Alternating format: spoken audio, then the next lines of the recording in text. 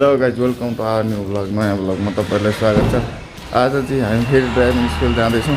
आजको चाहिँ भएन नि त, त्यही भएर फेरि जानुपर्ने हो नि त ड्राइभिङ स्कुल। अनि मेरो पनि दिन बाँकी छ, अझै 7-8 दिन बाँकी छ।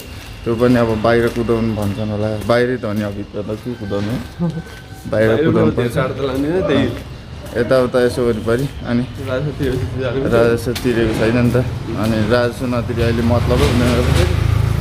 अनि अब यहाँनिर अब पास भएको उपलक्ष्यमा यसो लड्डु सड्डु लगिदियो भनेर यसो एक एकवटा लड्डु त मार्नु पऱ्यो नि त, त्यही भएर यताबाट अर्को बाटो आएको आज।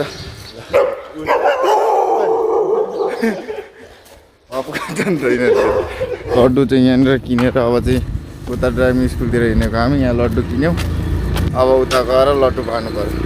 त्यस्तो छ त जाडोमा बिहान खोइ कतिजना झन् थोरै भयो भने फेरि अरू मान्छे नहोला नि। बन्द छ त यार, छुट्टी रहेछ क्या आज, लड्डु लिएर आएको बन्द छ।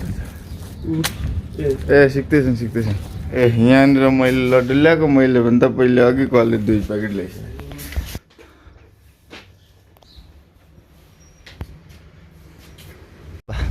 होइन त्यो दिदी आइपुग्दिनन्, दिदीलाई साइड दिएछ। दिदी त होइन ल, मार्छन् क्या हो के हो आन्टी हो खै ल बडा।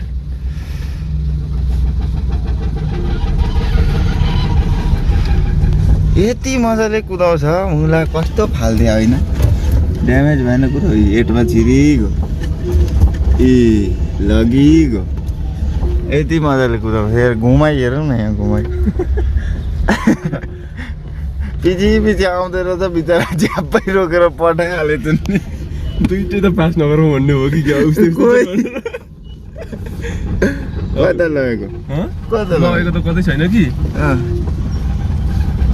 यो क्लच चिचेको त रोकिन खोज्छ त, टुप्पामा रहेछ सिसा उयो गर्छ अलिक यस्तो छ त परको मतलब यो के हो यो टुन्टुरो भयो देखिस्।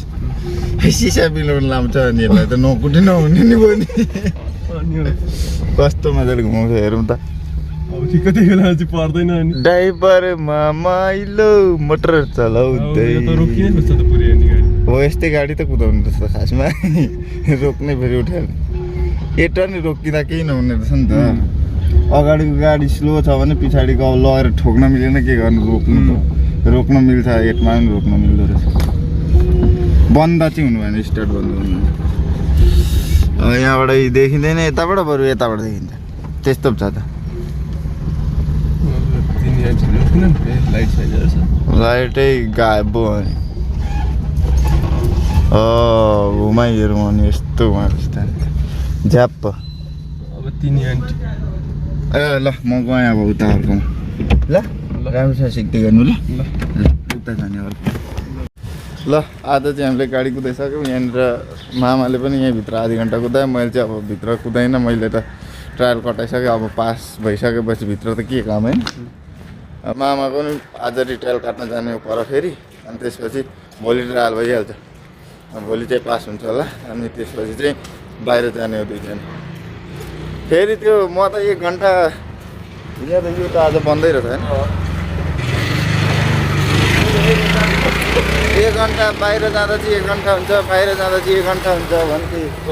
बाहिर जाँदा चाहिँ 1 घन्टा कुदाउनु पाइने रहेछ भनेको त, बाहिर जाँदा 1 घन्टा कुदाएको त 2 दिन पो काटिने रहेछ त।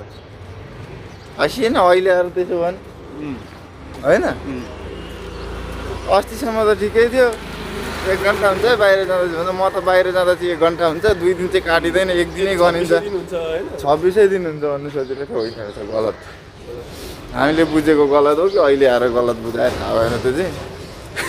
त्यस्तो रहेछ। ल अब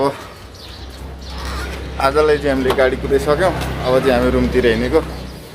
अब भरे रिट्रायल काट्न जानुपर्छ, अब त्यहाँ म जान्छु कि ऊ मात्रै जान्छ भरे। अब